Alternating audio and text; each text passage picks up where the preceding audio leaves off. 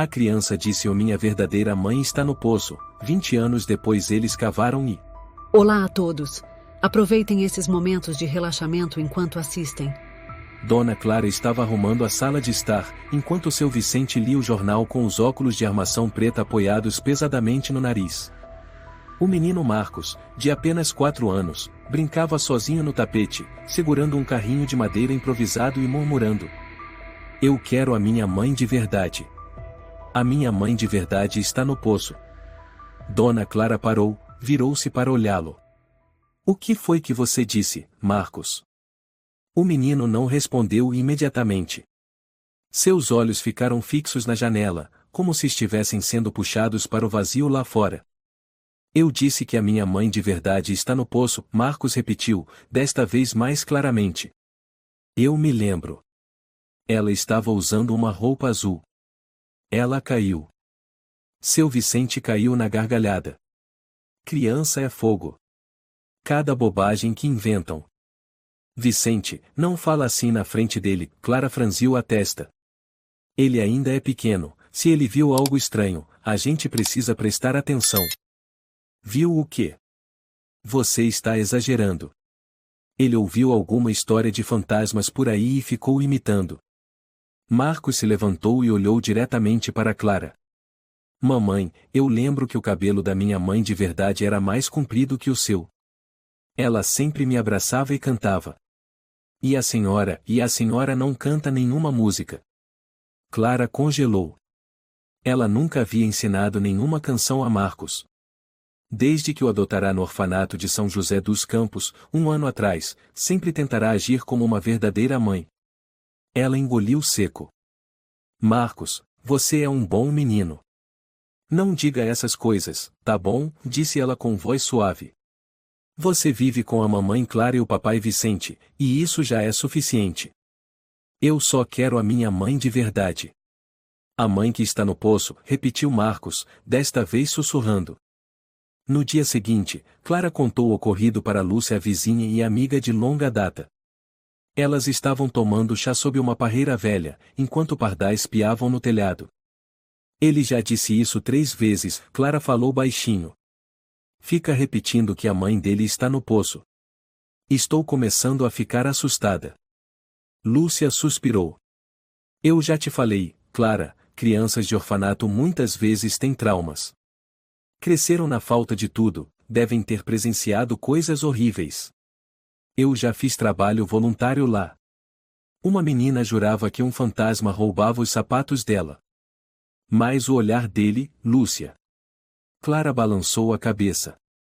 Teve uma vez que eu olhei nos olhos dele e parecia que ele não era uma criança. Não seja supersticiosa. Talvez ele tenha ouvido alguém comentar sobre o poço no quintal. Ninguém falou do poço. Desde que reformamos o jardim, o poço velho foi quase totalmente aterrado. E o menino nunca foi lá sozinho. Lúcia franziu a testa. Eu não tenho um bom pressentimento.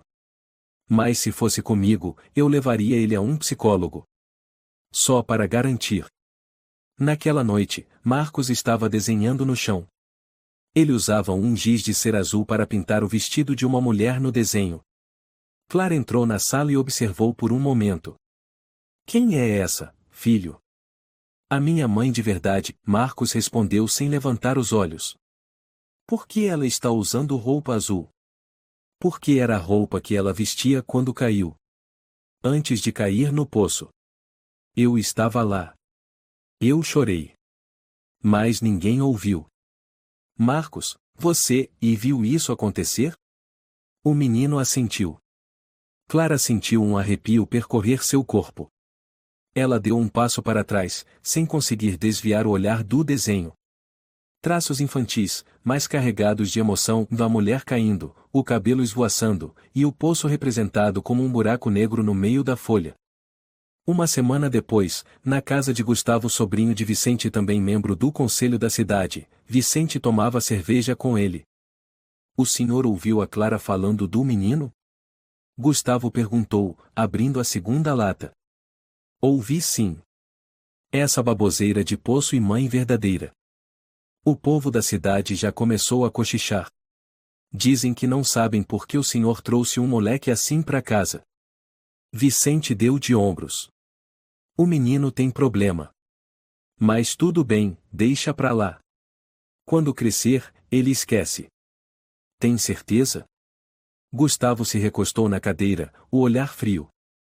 Criança costuma dizer o que os adultos não querem ouvir. Às vezes, e dizem a verdade. Vicente virou-se, encarando Gustavo, com um lampejo de desconfiança nos olhos. O que você quer dizer com isso? Gustavo sorriu. Nada não. Só curiosidade. Aliás, aquele poço no fundo da sua casa e ainda está lá, né? Não mexa com o passado, rosnou Vicente. Gustavo assentiu lentamente e mudou de assunto. Numa manhã, Clara levou Marcos para passear na praça.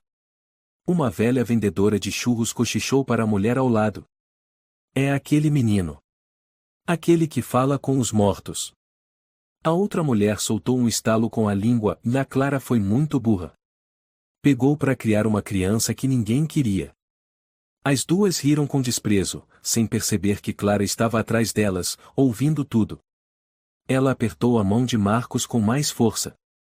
Marcos olhou para cima. Mãe, elas não acreditam em mim. Clara permaneceu em silêncio. Mas eu lembro, e da mamãe verdadeira chorando. Eu estava dormindo e acordei. Ouvi barulho. Corri pro quintal.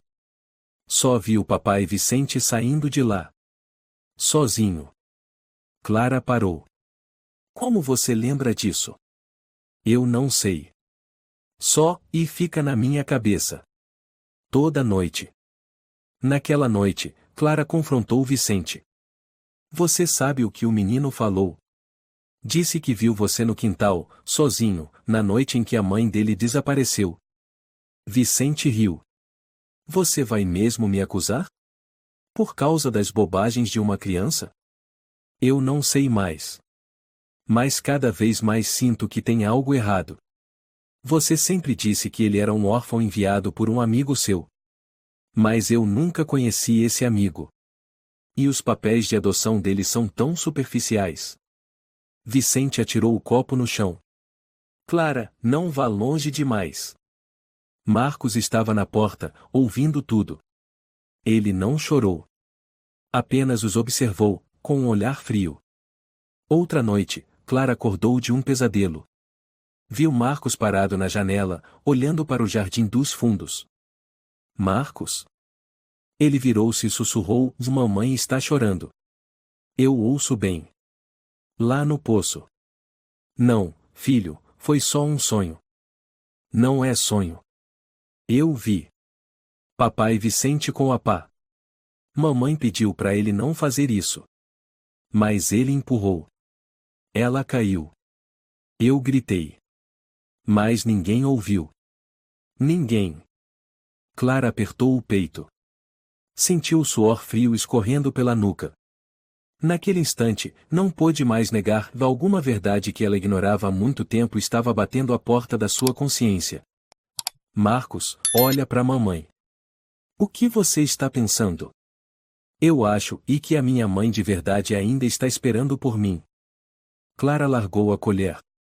Estava arrumando o café da manhã, e Marcos continuava imóvel diante da tigela de cereal, sem comer, sem piscar.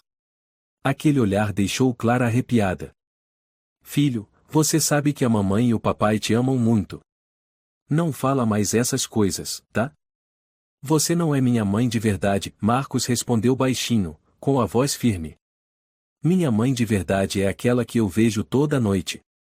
Vestido azul, cabelo comprido, com a mão estendida.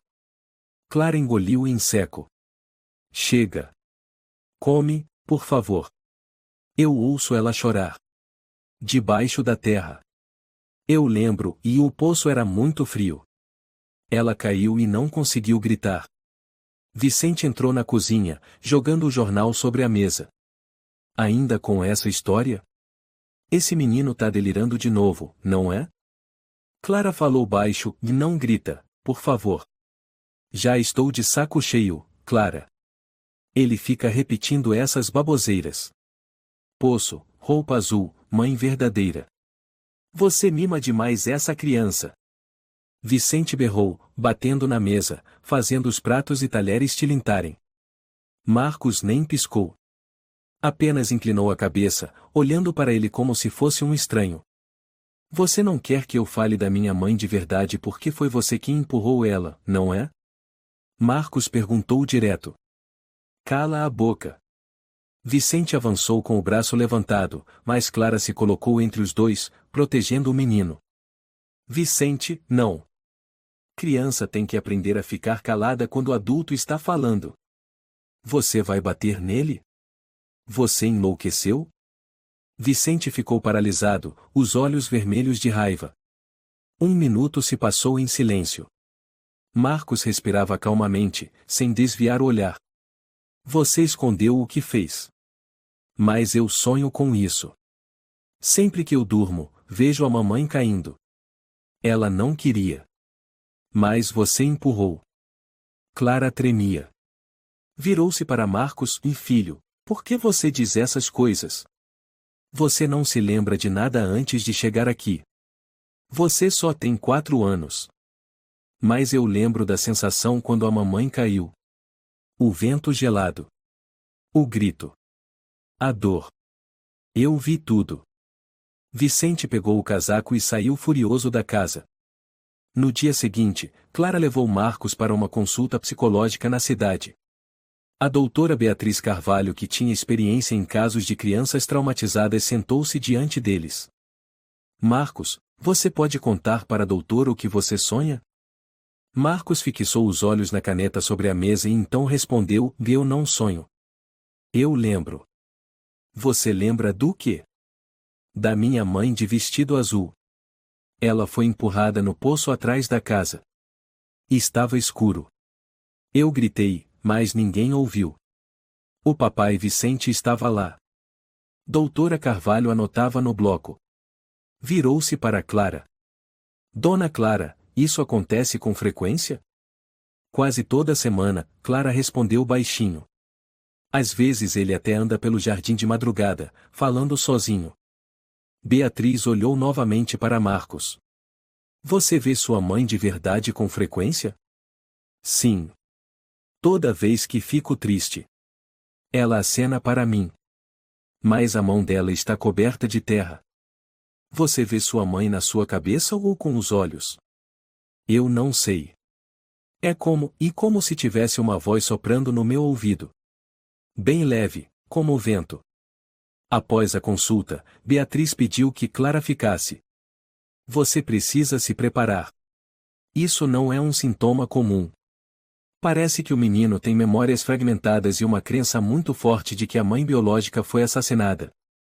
Pode ser um sinal de transtorno dissociativo pós-traumático. Mas ele só tem 4 anos. Como pode lembrar de algo que aconteceu quando ainda era um bebê? O cérebro das crianças é muito misterioso. Existem memórias sensoriais que sobrevivem sem que a gente compreenda. Se o que ele diz for verdade. Beatriz parou. Clara perguntou: você acha que ele testemunhou um crime? Não posso afirmar ainda. Mas, e o olhar dele é diferente. Como se ele não fosse mais uma criança.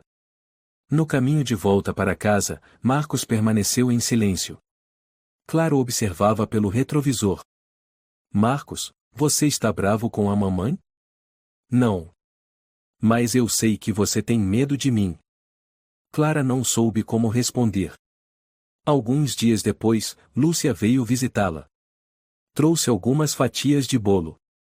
Marcos brincava no quarto. As 2 mulheres sentaram-se na cozinha. Você sabe como ele me olha, Lúcia? Clara sussurrou. Como se eu devesse a ele uma resposta. Lúcia pousou a xícara de chá. Você falou com Vicente? Não.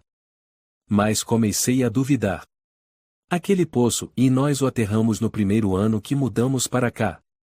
Eu nunca mais pensei nele. Lúcia franziu o senho. Clara, você precisa ter cuidado. Se o menino estiver certo. Você acha que Vicente seria capaz de fazer algo assim? Lúcia ficou em silêncio. Naquela noite, Marcos sonhou novamente. Suando em bicas, ele acordou sobressaltado e acendeu a luz. Mamãe? Ninguém respondeu. Mas ao longe, ele ouviu gemidos baixos. O vento assobiava pela janela. Marcos levantou-se, foi até a varanda e olhou para o jardim. O antigo poço, coberto de mato, parecia se mover. Mamãe de verdade, ele sussurrou. Na manhã seguinte, ele desenhou um novo quadro. Uma mulher meio enterrada na terra, com a mão ainda estendida. Clara viu o desenho e ficou pálida. Marcos não frequentava mais o jardim de infância. Outros pais reclamaram: desse menino assustou meu filho, ele fala de cadáveres e sangue, olha para meu filho com um olhar vazio. A escola sugeriu que ele fosse mantido em casa por um tempo. Um dia, o chefe do bairro, Francisco Nogueira, bateu à porta. Dona Clara, não é nada pessoal. Mas os moradores estão com medo. Medo de quê? Do poço. Do menino. Dizem que ele sussurra sozinho de madrugada. E de manhã encontram pegadas pequenas ao redor do poço. Ninguém mais quer ir até o jardim. Senhor Nogueira, por favor, não exagere. Nós só queremos segurança. A senhora deveria levar o menino embora. Não deixe que ele assuste a vizinhança. Clara fechou a porta. Ao se virar, viu Marcos parado na escada, ouvindo tudo. Naquela noite, Vicente bebia sozinho. Clara se aproximou e lhe entregou um papel. É uma cópia do processo de adoção do Marcos. Pedi ajuda para Beatriz. Há algo errado. Vicente olhou por cima e jogou o papel na mesa. Não sei o que você quer com isso. O intermediário se chama Miguel Esteban. Fui até o endereço do documento, mas o prédio foi demolido em 2008. Ou seja, o registro é falso. E daí? Marcos não é um órfão anônimo. Eu começo a pensar e que ele é seu filho com outra mulher. Vicente levantou-se bruscamente. Chega! Clara recuou. Ele fala sobre a mulher de vestido azul. Que você a empurrou no poço. Vicente, e você sabe o que aconteceu, não sabe? Cale a boca. Marcos estava no andar de cima, com os punhos cerrados, olhando pelo vão da porta. No dia seguinte, Marcos pegou papel e lápis, escreveu um bilhete e saiu de casa. Seu destino era a prefeitura. Gustavo estava no escritório. Tio Gustavo? Ué, Marcos? Veio sozinho? Preciso da sua ajuda. Você conhece o poço atrás da minha casa? Gustavo assentiu. Eu acho que tem um corpo lá. Da minha mãe de verdade. Gustavo se endireitou na cadeira. O que você disse? Não estou brincando. Quero pedir autorização para reabrir o poço. Preciso que o senhor me ajude. Marcos entregou o bilhete. Era um desenho do jardim, com um X vermelho onde ficava o poço. Embaixo, escrito com letras tortas, uma mãe de verdade está aqui. Você vai ficar aqui alguns dias, Marcos, disse Clara, segurando forte a mão dele. Os médicos vão cuidar de você. Mamãe e papai vão voltar logo. Eu não gosto daqui, Marcos sussurrou, olhando as paredes brancas do Instituto Infantil São Vicente. Aqui é frio. Vai ficar tudo bem. Seja forte. Um homem de jaleco branco se aproximou, sorrindo. Oi, Marcos. Eu sou o Dr. Ernesto. Vou ser seu novo amigo nas próximas semanas. Não quero amigo novo. Quero minha mãe de verdade. Clara conteve um suspiro. Trocou olhares com o Dr. Ernesto e saiu rapidamente.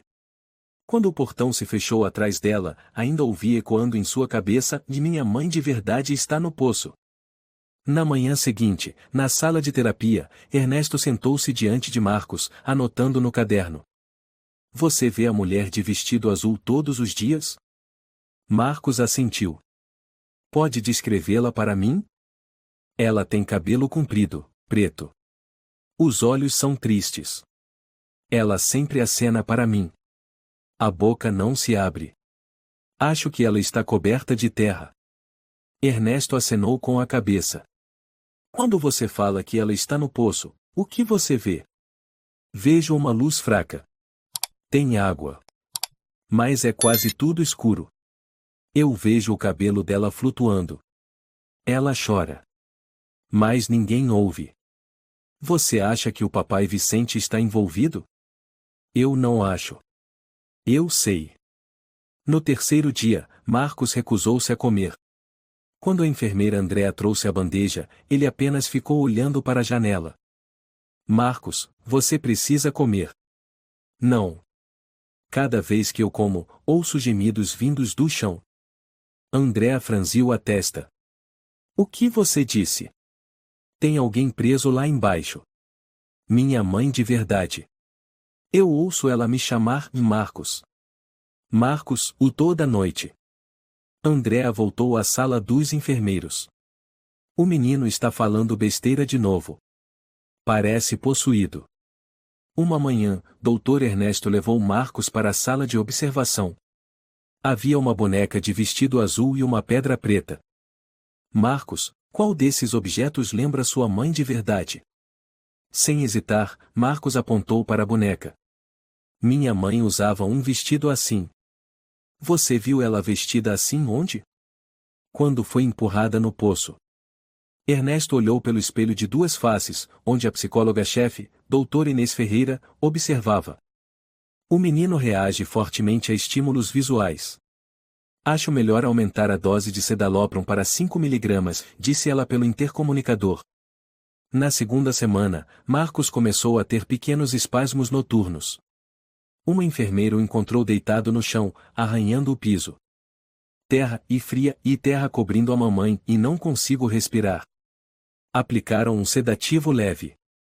Marcos ficou em coma induzido por 6 horas. Quando acordou, olhou fixamente para o teto. Eu já estive lá. Lá onde? No poço. Clara foi visitá-lo depois de 2 semanas. Uma enfermeira a levou para a sala de espera. Dona Clara, preciso ser sincera. O menino não melhorou. Continua falando da mulher do poço e agora começou a andar sonâmbulo. Sonâmbulo? Sim. Uma noite o encontramos parado no pátio, olhando para o bueiro e sussurrando: Mamãe, você está com frio? Clara levou a mão à testa. Eu não sei mais o que fazer. A senhora tem certeza de que nada aconteceu com a mãe biológica dele? Não. Eu só sei que Vicente trouxe ele para casa. Então, e a senhora acredita nele? Clara não respondeu. Na terceira semana, a doutora Ferreira solicitou uma tomografia cerebral para Marcos. Talvez uma região de memória subconsciente esteja sendo ativada de forma anormal, explicou ela a Ernesto. Nunca vi uma criança construir uma narrativa tão detalhada. A tomografia não mostrou anomalias. Mas quando tentaram estimular o córtex auditivo com sons de gotas de água, Marcos começou a tremer. Eu vejo a mamãe afundando. O que você disse? Ernesto perguntou. Mamãe não conseguiu flutuar. A lama grudou nela. Eu gritei. Mas o papai Vicente virou as costas. Ernesto franziu a testa e murmurou: essa história é assustadoramente consistente. Numa tarde, Gustavo apareceu no instituto. Ele havia acabado de voltar da cidade depois de procurar discretamente alguns arquivos antigos. Como está o menino Marcos? Ele perguntou, ficando ao lado de Ernesto no corredor. Não muito bem. O garoto continua repetindo essas memórias obsessivas. Sempre o poço e a mãe. Gustavo assentiu. Eu acho que pode ser verdade. Ernesto se virou. O que você disse? Há algo muito estranho no processo de adoção. Eu acabei de verificar o nome do requerente. A papelada foi assinada por uma pessoa que morreu há 11 anos. Ernesto apertou com força o maço de documentos. Se for verdade, então todo o processo de adoção pode ter sido forjado? E há a possibilidade de o menino não estar inventando história nenhuma. Naquela noite, Marcos sonhou que estava numa sala branca. Andava descalço sobre o piso frio de azulejos.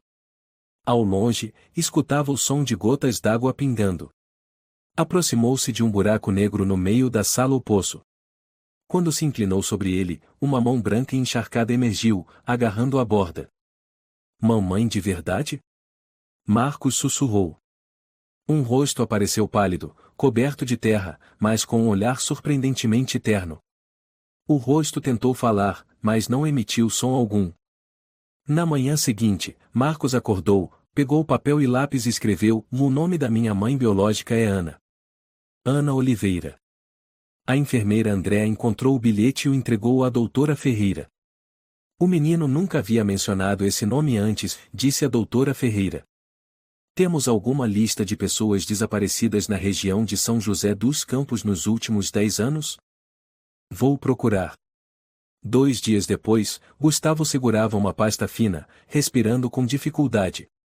Ana Oliveira, empregada doméstica, 30 anos, desaparecida misteriosamente em 2018. Trabalhava para o Sr. Vicente Souza. Ernesto estremeceu. Então isso significa que Marcos pode ser filho da vítima. No fim de semana, Clara foi buscar Marcos após quase um mês de tratamento. "Quer voltar para casa, filho?" ela perguntou. "Eu preciso voltar para o poço." "Você não tem medo?" Marcos balançou a cabeça. "Eu preciso saber o que aconteceu. Preciso saber quem é minha mãe verdadeira." Clara o abraçou apertado, mas seu coração estava pesado. A resposta estava se aproximando e ela não sabia se teria forças para enfrentá-la. "Mamãe ainda está esperando por mim, não é?" O tempo passou. Marcos já não era mais uma criança. Agora, com 24 anos, ele vivia sozinho em um pequeno apartamento no segundo andar de um prédio velho perto da linha do trem, e trabalhava meio período numa livraria antiga chamada A Casa das Palavras, no centro da cidade. E os pesadelos eles nunca o abandonaram. "Marcos, você está bem?" A pergunta o fez sobressaltar. Helena, a amiga que trabalhava com ele na livraria, se aproximou, segurando um copo de café.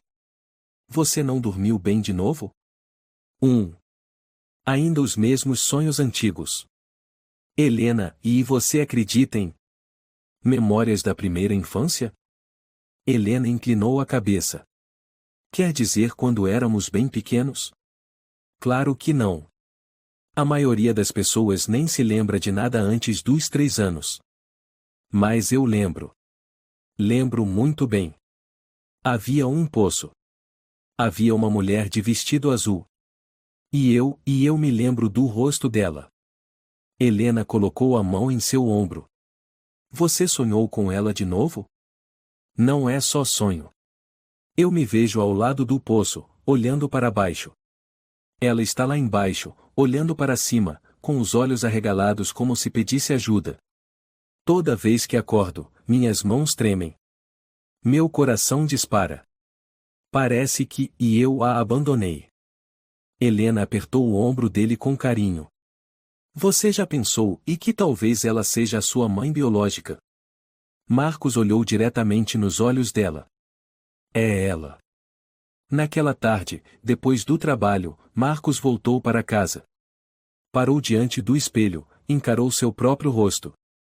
As olheiras fundas, as maçãs do rosto mais magras. Respirou fundo, abriu a gaveta e pegou uma pasta fina, papéis que ele havia coletado ao longo dos anos. Documentos sobre um desaparecimento sem solução em 2018. Ana Oliveira, 30 anos, empregada doméstica, nunca encontrada. Ele retirou uma fotografia antiga. O rosto da mulher era exatamente como o dos seus sonhos atormentadores. "Por que eu consigo ver seu rosto? Por que ninguém acredita em mim?" Naquela noite, o telefone tocou. Era Gustavo. "Está livre, Marcos?" "Aconteceu alguma coisa, tio?" "Encontrei alguns documentos antigos no arquivo da cidade. Tem algo que você precisa ver." Marcos foi até lá ainda naquela noite. A prefeitura estava às escuras, apenas a luminária da mesa de Gustavo estava acesa. "Veja isso." Gustavo empurrou uma cópia do registro de locação de 2017. Junto ao nome de Vicente Souza, aparecia outro, Joana Oliveira, residente temporária, sem contrato. Ela era a empregada que Vicente havia contratado. A mesma mulher que foi dada como desaparecida no ano seguinte. Marcos parou, atordoado. Ela morava na minha casa. E ninguém fora da sua família sabia disso. Gustavo se recostou na cadeira e continuou: tem mais uma coisa, Marcos. Seu nome não aparece nos registros de nascimento de nenhum hospital da região de São José dos Campos entre 2018 e 2019. É como se você nunca tivesse existido no sistema. Você acha que eu sou filho da Ana? Não posso afirmar com certeza. Mas, se for verdade, o desaparecimento dela pode estar diretamente ligado a você. Dias depois, Marcos voltou à antiga casa. A casa de Vicente estava muito deteriorada, mas ele ainda morava lá. Clara havia se mudado para o interior 2 anos antes para cuidar da mãe idosa. Marcos tocou a campainha. Vicente abriu a porta, apertando os olhos para enxergá-lo. É você? Quero entrar. Só por um momento. Vicente assentiu lentamente, desviando o olhar. O jardim dos fundos parecia igual ao das suas lembranças. O mato alto cobria quase tudo, algumas pedras quebradas ainda apareciam no solo, e no canto onde havia o antigo poço tapado. Quero plantar algumas flores aqui, Marcos disse, apontando para a área perto do canto. Vicente franziu a testa. O que você pretende fazer? Só limpar um pouco. Quem sabe, no futuro, plantar uma horta. Vicente ficou em silêncio, o olhar endurecendo. Você pode fazer qualquer coisa, e menos mexer ali. Por quê? Porque eu disse. Marcos avançou até a beira do jardim. O que tem lá embaixo? Vicente gritou: o que você pensa? Eu te criei por 20 anos. Não. Você criou um menino que ninguém ousava tocar. Um menino que sabia a verdade. Cale essa boca antes que eu. Vicente congelou. Os olhos de Marcos não tinham mais medo infantil. Eram frios, firmes e cheios de dor acumulada. Vou solicitar a abertura oficial desse terreno. Quero saber quem é minha mãe biológica. Nem que eu tenha que cavar até o fundo. Vicente não respondeu. Virou-se e bateu à porta.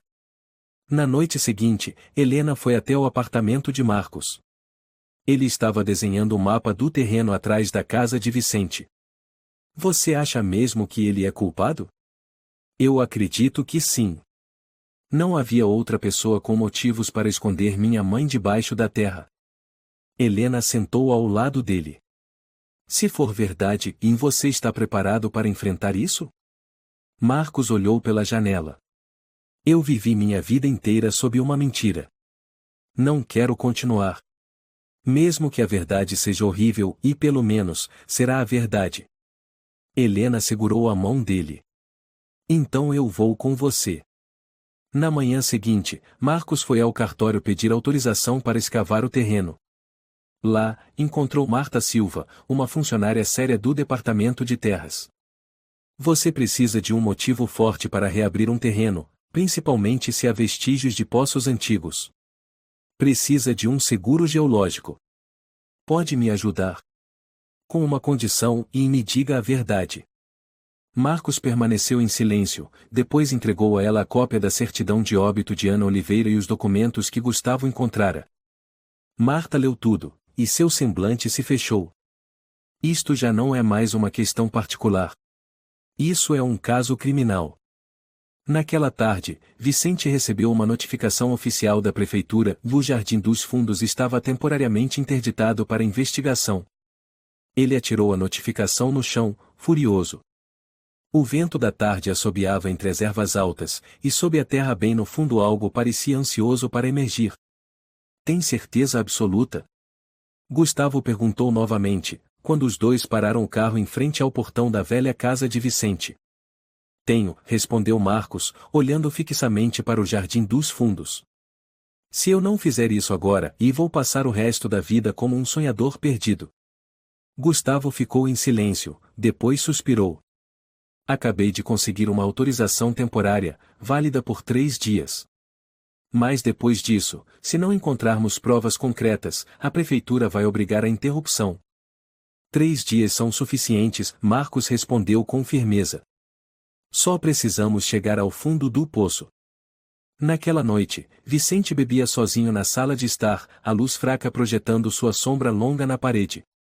A televisão estava ligada, mas ele não prestava atenção. A porta se abriu. Marcos entrou. Vicente olhou para cima. O que você está fazendo aqui? Eu solicitei oficialmente a reforma do terreno nos fundos. Eu vou cavar. Você enlouqueceu. Talvez. A imprensa já começou a ligar. Sentiram o cheiro de escândalo. Você acha que eu vou deixar você destruir tudo? O que você escondeu já dura 20 anos, não é? Marcos o encarou sem piscar. Na época, você achou que eu não lembraria de nada. Mas eu vi ou pelo menos senti. O cheiro da lama, o grito, e depois o silêncio após um empurrão. Vicente levantou-se de repente, o copo de bebida apertado na mão. Fora! Eu vou cavar. Mesmo que você tente me impedir, eu vou cavar. Vicente atirou o copo no chão. O som de vidro estilhaçando ecoou. Marcos não se moveu ou apenas virou as costas e foi embora. Na manhã seguinte, às 7 horas, um pequeno caminhão com uma retroescavadeira parou em frente ao portão. Gustavo desceu primeiro, seguido por um homem alto, barbudo, chamado Baltazar Pereira, um operador de máquinas especializado que Gustavo contratara em Itapetininga. O poço é onde? Baltazar perguntou, ajustando o boné. Marcos apontou para um pedaço do quintal coberto de mato alto. Ali. Era um poço. Agora está aterrado. Baltazar deu uma risada curta. Já vi gente cobrindo lagoas inteiras para esquecer o passado. Mas a terra nunca esquece. Ele ligou a máquina. O barulho do motor rompeu o silêncio da manhã. Vizinhos curiosos começaram a se aglomerar ao longo da cerca, cochichando. É aquele menino que falava dormindo, não é? Sim, o Marcos. Agora crescido, parece tão sério. Mas você lembra da história do poço? Claro. Quem não lembra? Mas eu achava que era invenção.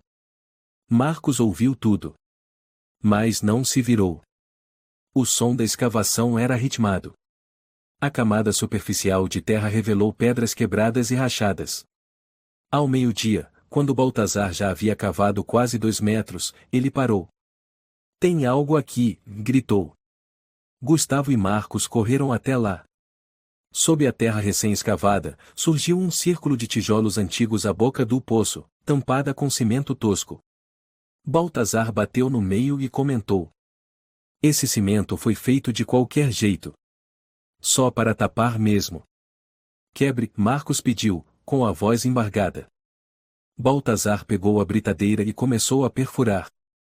Depois de quase meia hora, abriu-se um grande buraco. Um jato de ar úmido e fétido subiu do fundo.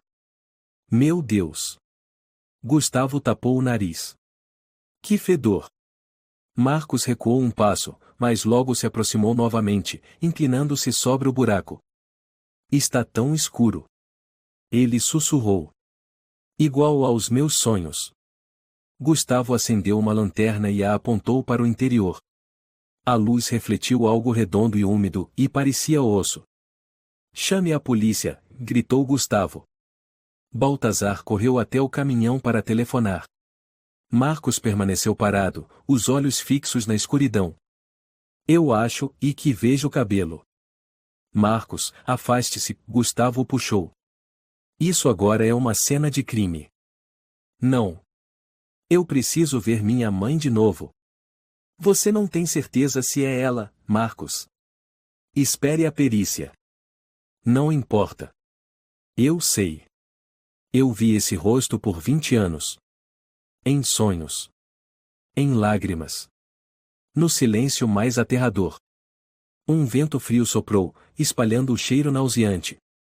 Os vizinhos recuaram, tapando o nariz, tossindo. A polícia chegou cerca de 25 minutos depois. 3 viaturas isolaram a área, esticando fitas amarelas ao redor do jardim. Uma oficial se aproximou, acenando para Gustavo. Sou a tenente Carmen Rocha, da equipe de investigação criminal. Quem encontrou primeiro? Eu, respondeu Marcos, com voz grave. Eu cresci aqui. Tenho motivos para acreditar que minha mãe biológica foi assassinada e escondida neste poço. Carmen franziu o senho. Você tem alguma prova? Memórias. Intuição. 20 anos de sofrimento. E o fato de que uma mulher chamada Ana Oliveira desapareceu sem deixar rastros nesta casa. Carmen observou Marcos por um momento, depois se virou para a equipe forense, que começou a sondar o poço. Um equipamento com câmera foi baixado. A imagem apareceu tremeluzente na tela. Meu Deus! Murmurou um técnico. Carmen se inclinou para ver. São ossos humanos. Com certeza. Gustavo soltou o ar em um suspiro. Então ele estava certo. Marcos permaneceu em silêncio, de punhos cerrados e olhos vermelhos. 2 horas depois, parte dos restos mortais foi içada com um sistema de roldanas. Os técnicos depositaram cuidadosamente em uma lona branca. Entre eles, um pedaço de tecido azul desbotado ainda visível.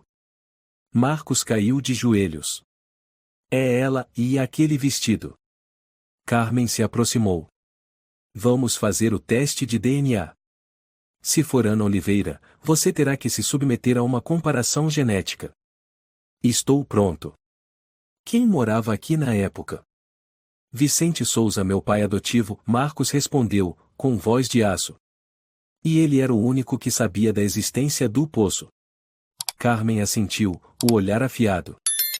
Quando anoiteceu, Marcos ainda não havia saído. Permaneceu diante do poço, agora cercado por fitas de segurança. O vento frio continuava soprando, o cheiro de terra úmida impregnava o ar. Gustavo jogou um casaco sobre seus ombros. Quer ficar sozinho? Marcos balançou a cabeça. Não. Quero ficar aqui. Para que ela saiba que eu não estou fugindo mais. Não vou tampar os ouvidos, nem fechar os olhos, nem me esconder nos sonhos. Gustavo apertou seu ombro. Então você não é mais um menino. Marcos olhou para o céu. Já fui chamado de louco. De delirante. De garoto assombrado. Mas o verdadeiro louco é aquele que tenta enterrar alguém vivo como se ela nunca tivesse existido. O vento soprou novamente. Ao longe, cães latiam. E no meio da noite, a imagem da mulher de vestido azul pareceu surgir por um instante não mais sofrida, mas em paz. Você é parente da vítima? Uma mulher de jaleco branco, cabelos presos no alto, olhar severo, aproximou-se. No crachá lia-se, Doutora Martins Perícia Forense. Marcos assentiu, a voz embargada, sou e filho dela. Eu acredito. Lúcia acenou levemente e pediu que ele e Gustavo se sentassem no banco em frente ao laboratório. Eles aguardavam o resultado do teste de DNA, a confirmação final de que os restos encontrados eram de Ana Oliveira, a mulher que assombrara Marcos por 20 anos. Você sabe seu tipo sanguíneo? Perguntou Lúcia, folheando os papéis. O positivo. Fiz exame quando era pequeno. Então será rápido, ela disse suavemente. Já extraímos amostras do dente de fios de cabelo preservados. Em algumas horas teremos o resultado. Marcos apertava as mãos com força. O suor escorria pela testa, apesar do ar-condicionado gelado. Gustavo sentou ao lado dele, colocando a mão em seu ombro. Independente do que aconteça, e você foi quem lutou para trazer a verdade à tona. Ninguém poderá tirar isso de você. Em frente à casa de Vicente, a equipe de investigação começou a montar barricadas. A tenente Carmen Rocha bateu com força na porta. Senhor Vicente Souza. Polícia. Nenhuma resposta. Carmen assentiu para seus colegas. Eles arrombaram a porta e entraram. A casa estava escura, as janelas cobertas por cortinas pesadas. O cheiro de mofo e álcool era sufocante. Carmen avançou pela sala até a cozinha e parou. Aqui, chamou um policial. Vicente estava sentado na cadeira, cabeça tombada sobre a mesa. Ao lado dele, uma garrafa quase vazia, um cigarro apagado e uma folha amassada com letras tremidas. Eu não matei ela. Eu só fiz o que era necessário. Eu criei ele. Era meu direito. Carmen cerrou os dentes. Levem-no para a delegacia. Teste de sangue e avaliação psiquiátrica. Vicente Souza está preso preventivamente sob suspeita de homicídio. No Instituto Forense, Martim saiu segurando uma pasta. Quer ouvir o resultado agora? Perguntou, suavizando a voz ao olhar para Marcos. Sim, por favor. Os restos mortais pertencem a uma mulher entre 29 e 31 anos, que morreu de traumatismo craniano e hemorragia interna. Estimamos a morte entre 19 e 20 anos atrás. O DNA é 99,996% compatível com o seu. Resumindo. Ela fez uma pausa antes de afirmar: é sua mãe biológica. Ana Oliveira. O silêncio pesado pairou no corredor. Marcos se segurou numa grade de ferro próxima, todo o corpo tremendo. Respirou fundo e caiu de joelhos, mas não chorou. Helena, que acabará de chegar, correu para ampará-lo. Estou bem. Ele sussurrou, rouco. E finalmente vi minha mãe. Lúcia colocou a mão em seu ombro. Ela estaria muito orgulhosa. Seu filho não a esqueceu. Então está confirmado? Gustavo perguntou a Carmen no carro. Sim. Temos todas as provas forenses. Agora é fazer Vicente Souza confessar. Você acha que ele vai?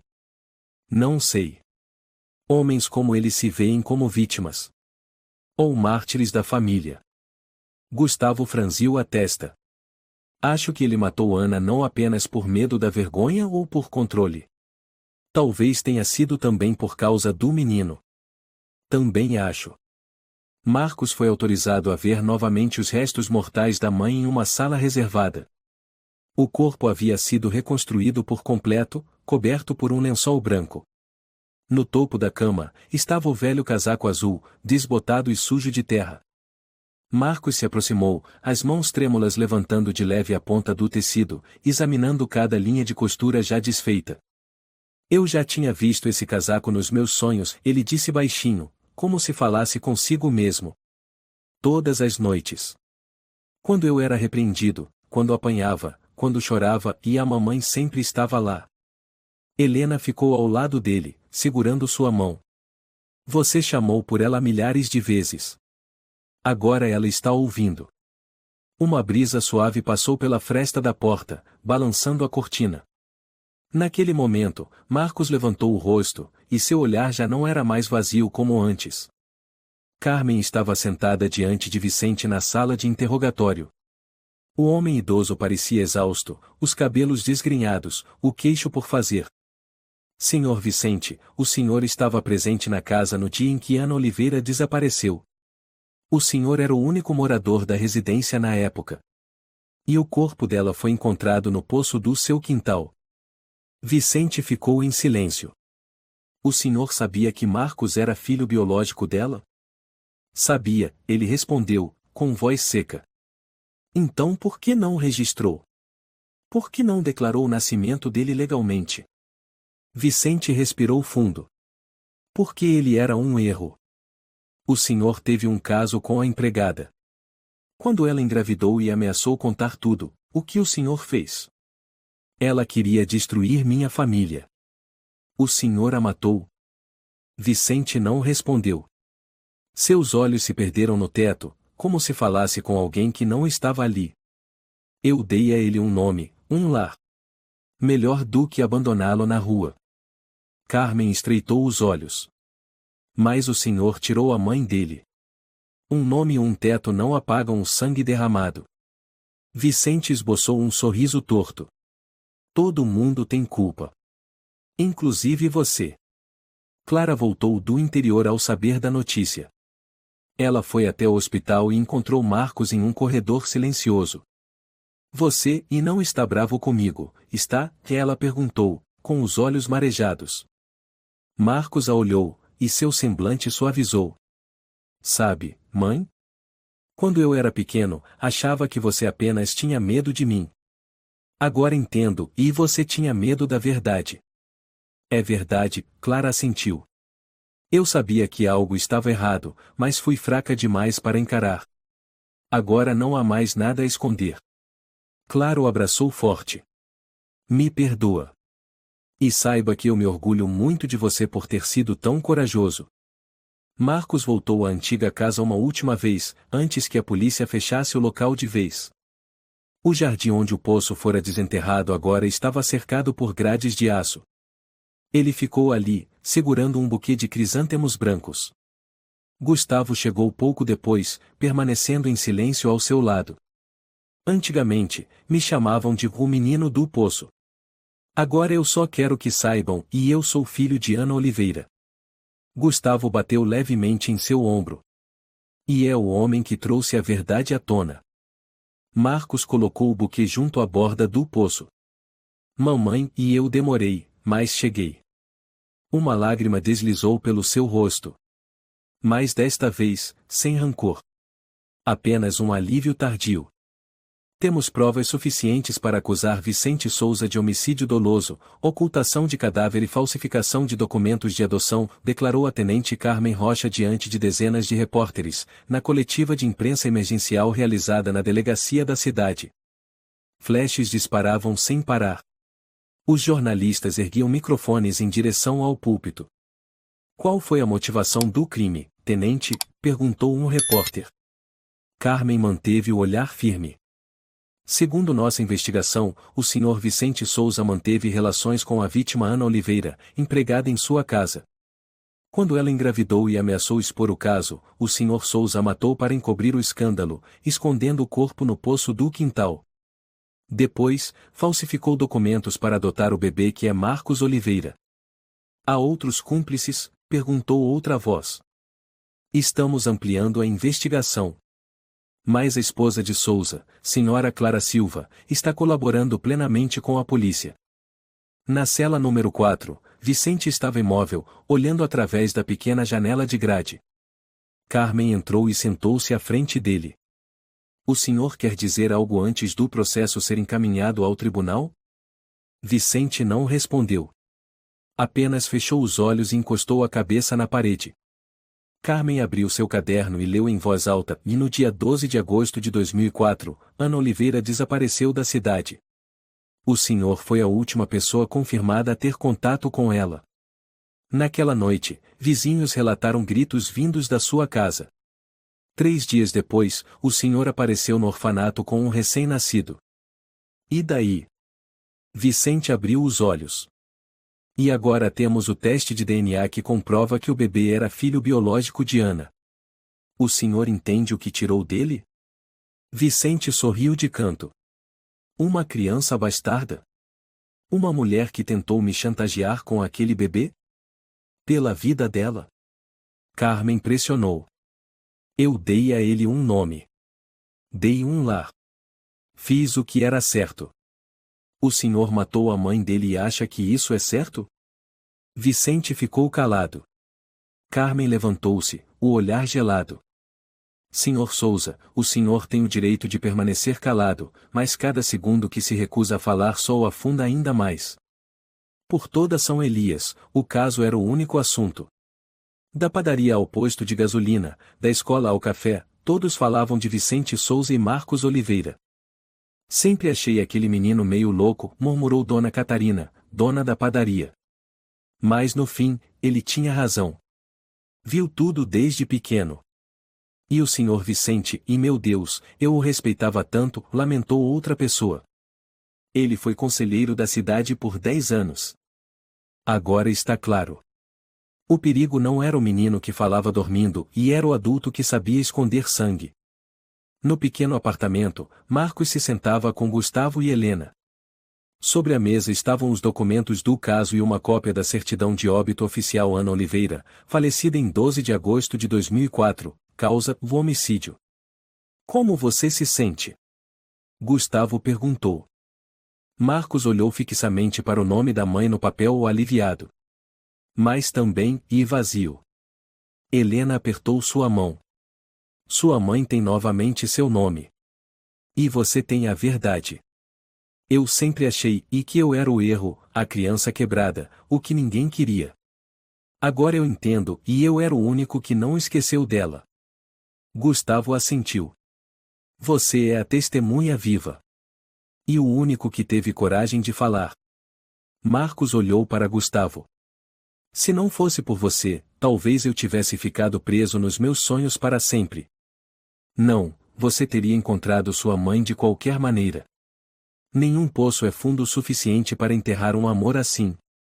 Na manhã seguinte, Carmen recebeu uma ligação do Ministério Público. Decidimos acusar Vicente Souza formalmente por 3 crimes: homicídio, ocultação de cadáver e falsificação de documentos de adoção. O julgamento preliminar será dentro de 6 semanas. E quanto ao menino? Marcos Oliveira receberá uma nova certidão de nascimento, com o nome da mãe, Ana Oliveira. O campo do pai permanecerá em aberto até decisão final. Entendido. Obrigada. Carmen desligou e recostou-se na cadeira.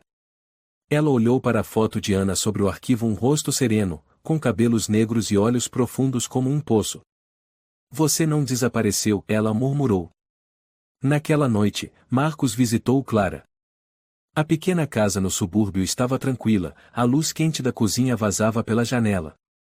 Clara preparava uma sopa de feijão, o aroma se espalhando pela varanda. Quer comer alguma coisa? Ela perguntou, com a voz trêmula. Marcos sentou-se. Não vim para te culpar. Só queria dizer que você me criou. Mesmo com medo, mesmo em silêncio, e você me deu um lar. Clara chorou, abraçando-o apertado. Você me perdoa? Eu nunca te culpei. Só desejei que você não tivesse se calado. Clara assentiu. Eu prometo e nunca mais vou ficar em silêncio. Uma semana depois, Vicente compareceu à primeira audiência judicial. A imprensa lotava o tribunal. No banco de trás, Marcos se sentava ereto, sem desviar os olhos do antigo pai adotivo. O senhor tem algo a dizer a Marcos Oliveira? Perguntou o advogado. Vicente olhou para Marcos, o olhar vazio. Eu achava que você era um fardo. Mas você fez melhor do que eu imaginava. Obrigado, respondeu Marcos. Porque graças a você, eu sei que não pertenço àquela escuridão. Após a audiência, Carmen encontrou Marcos no pátio do tribunal. Sabe, ela disse, com um olhar sincero, já investiguei muitos assassinatos. Mas nunca vi alguém tão corajoso quanto você. Marcos assentiu. Porque eu já não tinha mais nada a perder. Você está errado. Agora você tem tudo, seu nome, sua origem, e a verdade. Marcos olhou para o céu. Agora só quero viver a vida que minha mãe não pôde viver. Está pronto? Estão te esperando lá embaixo. Helena apareceu na porta do quarto, sorrindo. Marcos estava em frente ao espelho, ajeitando a gola da camisa branca. Ele se virou e assentiu. Nunca estamos realmente prontos. Mas nunca me senti tão em paz. Helena se aproximou, abotoando seu último botão. Tenho muito orgulho de você, Marcos. E muita gente também. Não por mim, ele respondeu baixinho. Mas por ela. O auditório do centro da cidade de São Elias estava lotado. A luz suave iluminava as fileiras de cadeiras, onde muitas pessoas, algumas conhecidas, outras não, sentavam-se em silêncio. No palco, uma placa grande dizia: Fundação Ana Oliveira Esperança do Fundo do Poço. Marcos subiu ao púlpito, enquanto aplausos ecoavam sem parar. Obrigado a todos por estarem aqui, ele começou, a mão tremendo levemente. 1 ano atrás, eu era apenas alguém vivendo em sonhos nos quais ninguém acreditava. Uma criança que cresceu no meio do silêncio, do medo e dos sussurros pelas costas. Ele fez uma pausa, percorrendo a plateia com o olhar. Mas hoje, estou aqui não para contar uma tragédia, e sim para iniciar algo novo. Minha mãe, Ana Oliveira, foi uma mulher corajosa. Ela não merece ser esquecida na escuridão. Esta fundação é para pessoas como ela, mulheres solteiras, crianças abusadas, todos aqueles que já estiveram presos em pesadelos nos quais ninguém acreditava. Um soluço abafado soou da segunda fileira. Helena e eu percorremos muitos lugares, conversamos com centenas de pessoas. Elas nos disseram: achei que eu era louco por lembrar da minha mãe nos meus sonhos. Ou, eu apanhei por ousar dizer o nome de quem já morreu. Marcos apertou os lábios, depois assentiu. Mas ninguém é louco por lembrar. Ninguém está errado por querer saber a verdade. E ninguém merece ser enterrado vivo no silêncio. Os aplausos recomeçaram, mais longos, mais profundos. Depois da cerimônia, Marcos estava na sala dos bastidores, retirando o microfone preso à camisa, quando a porta se abriu. Uma mulher de meia-idade entrou, segurando uma fotografia antiga. Você é Marcos Oliveira? Sim, senhora. E a senhora é?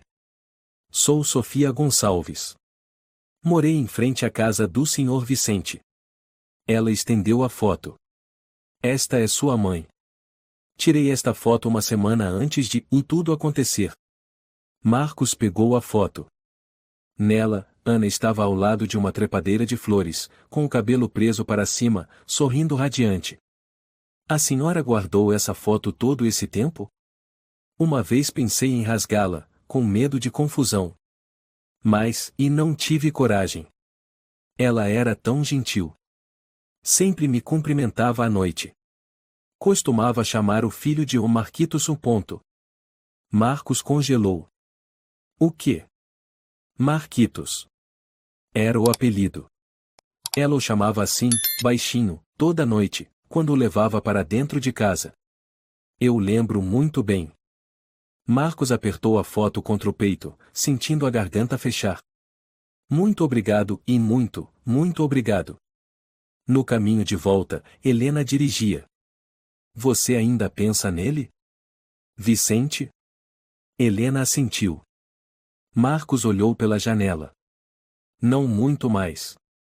Agora eu sinto mais pena dele do que raiva. Ele não tinha o direito de roubar uma vida.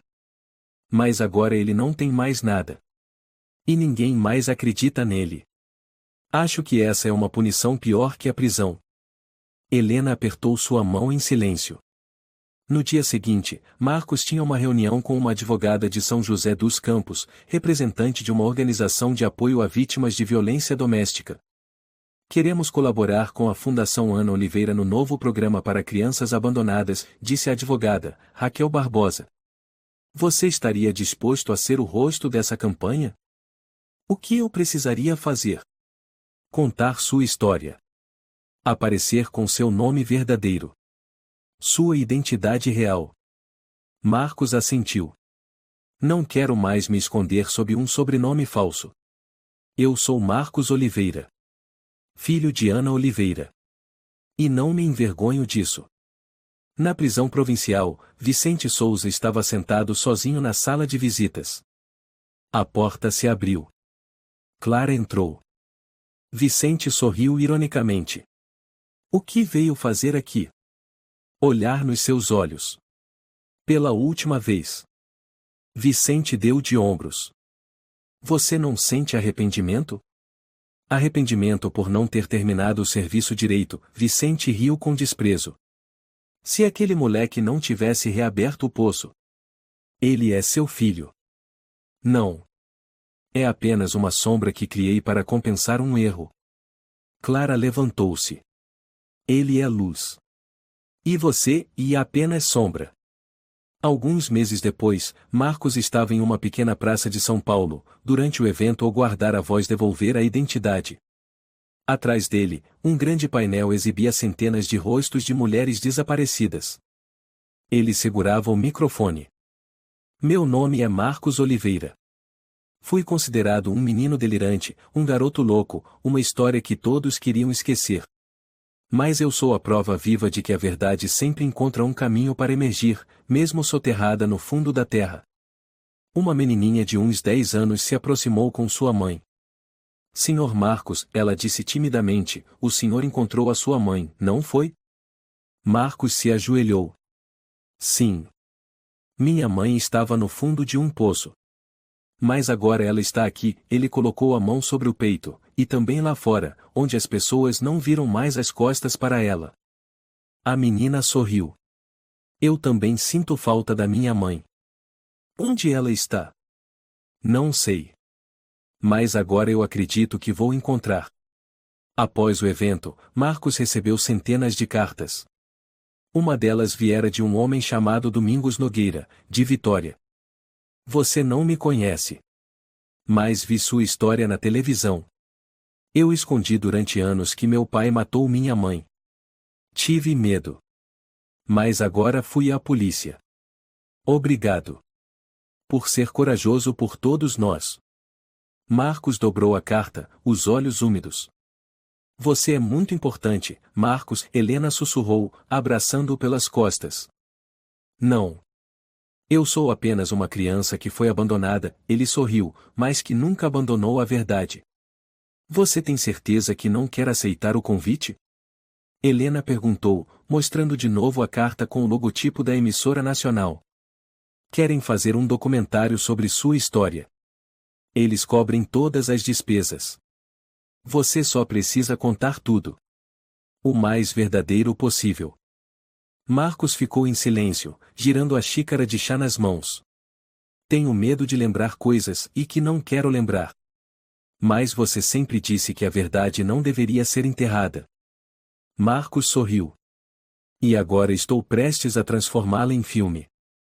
Helena sorriu também. Pelo menos, esse filme não precisa de roteiro. Sua vida já escreveu tudo. 2 meses depois, a equipe de produção chegou a São Elias. A diretora era uma mulher de meia-idade, de estilo artístico, chamada Patrícia, premiada por seus documentários sobre vítimas de violência. Não quero embelezar a história, ela disse logo na primeira reunião com Marcos. Quero que o público entenda como o silêncio pode matar. E como a coragem pode salvar, completou Marcos. Patrícia assentiu. A primeira cena, quero gravar lá. No poço. O antigo terreno da casa de Vicente fora transferido para a cidade. No local onde ficava o poço, agora crescia um jardim de crisântemos brancos e bougainvilhas, as flores favoritas de Ana. Uma lápide de granito cinza fora erguida, com a inscrição: Ana Oliveira 1974-2004. A mãe que nunca abandonou seu filho. Marcos permaneceu imóvel diante da lápide. Beatriz e a equipe de filmagem ficaram em silêncio, deixando apenas o som do vento, dos pássaros e da voz de Marcos captada pelo microfone. Eu te encontrei, mãe. Helena apertou levemente sua mão pelas costas. E eu vou viver a vida que você não pôde viver, ele sussurrou, colocando um buquê de crisântemos brancos. Numa tarde de sol suave, Clara visitou o jardim memorial. Ela vestia um simples vestido marrom, carregando uma cesta de sementes. Helena disse que posso plantar algumas flores aqui, ela falou. Marcos assentiu. O que a senhora quer plantar? Crisântemos roxos. A cor do perdão. Marcos olhou para a terra e concordou com a cabeça. Eu já perdoei a senhora. Mas eu ainda não me perdoei. Então comece plantando, ele sorriu. Mãe e filho ajoelharam-se, virando a terra e depositando as sementes, como lágrimas suaves caindo sobre o passado. Dias depois, Marcos recebeu uma carta da prisão, escrita por Vicente Souza. Papel amarelado, letra tremida. Não peço desculpas. Nunca achei que você deveria existir. Mas se você ainda assim escolhe perdoar e eu não posso impedir. Você venceu. Você é filho dela. E ela venceu. Helena, lendo a carta, franziu a testa. O que vai fazer com isso? Marcos rasgou a carta ao meio e a jogou na lareira. Eu não preciso de um pedido de desculpas para seguir em frente. Só preciso não olhar mais para trás. A estreia do documentário No Fundo do Poço, da história de Ana e Marcos aconteceu em São Paulo. A sala lotou, muitos ficaram em pé nas laterais. Patrícia subiu primeiro ao palco. Este filme não tem atores. Não tem efeitos especiais. Só tem uma pessoa que foi silenciada quando criança por lembranças que ninguém queria acreditar. E agora, ele conta tudo. Marcos subiu ao palco. A luz o envolvia. Mais uma vez, centenas de olhos o encaravam. Esta história não é só minha. É de todos que já foram empurrados para o silêncio, chamados de loucos por se lembrar, por amar alguém que não podia mais ser nomeado. Ele olhou para a plateia. Muitos enxugavam lágrimas. Se alguém aqui carrega uma memória sufocada, saiba, e essa memória não é fraqueza. Ela é o que torna você real. E a verdade e sempre encontra a luz. Os aplausos ecoavam como ondas intermináveis. Na manhã seguinte, um e-mail chegou à caixa de entrada de Marcos. Sou Silvia Almeida, diretora do Centro Nacional de Justiça e Reconciliação. Queremos conceder a você o título de aquele que renasceu a verdade, em reconhecimento não apenas pela sua história pessoal, mas também por ajudar centenas de outras vítimas a encontrarem sua voz. Gostaríamos de incluir sua história no programa de educação cívica das escolas de ensino médio. Helena leu o e-mail em voz alta e depois olhou para ele. Você não acha isso, e-mail, que um milagre? Não. Isso não é um milagre, Marcos respondeu. É algo que já deveria ter acontecido há muito tempo, se não fossem aqueles que escolheram se calar. Um ano depois, o Jardim Memorial de Ana Oliveira tornou-se uma parada para excursões escolares vindas de todos os cantos. Um professor conduziu um grupo de alunos até a lápide e apontou. Esta história é real. E aquele homem ali foi a criança que um dia teve a coragem de reabrir o poço não para encontrar um corpo, mas para resgatar a verdade. Marcos ficou próximo, ouvindo em silêncio. Um estudante perguntou, tio, o senhor alguma vez se arrependeu? Do quê? De ter cavado o passado. Já pensou que talvez fosse melhor não saber? Marcos se abaixou, encarando o menino. Qual é o seu nome? Daniel, respondeu o garoto. Então, Daniel, se amanhã alguém dissesse que você não tem mãe, nem pai, nem ninguém que te ama, e você acreditaria? Daniel balançou a cabeça. Isso mesmo. Porque você sabe que merece a verdade. E sua mãe, mesmo que não esteja mais aqui, também merece ser chamada pelo nome.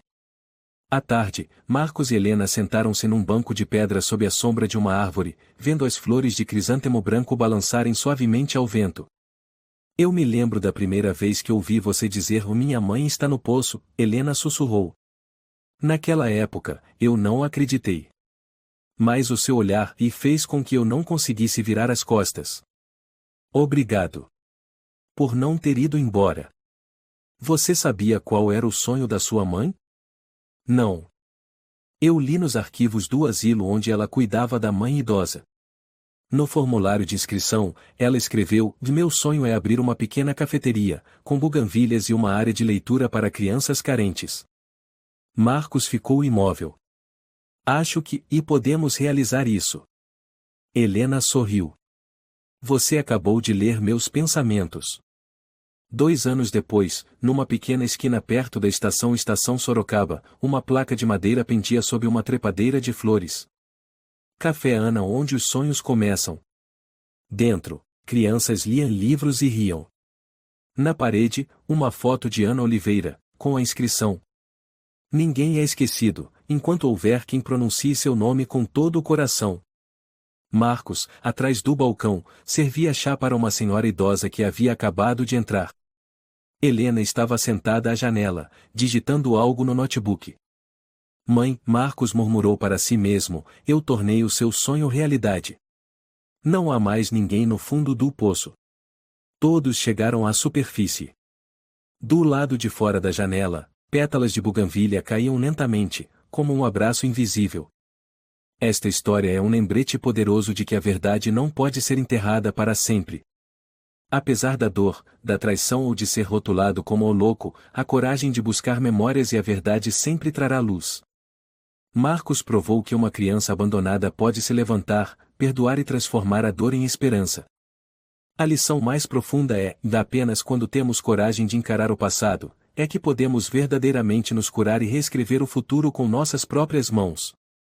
Se você gostou desta história, convidamos você a dar um like e se inscrever em nosso canal. Seu apoio nos motiva a continuar trazendo histórias comoventes quase todos os dias. Estamos muito agradecidos pelo seu apoio. Até breve.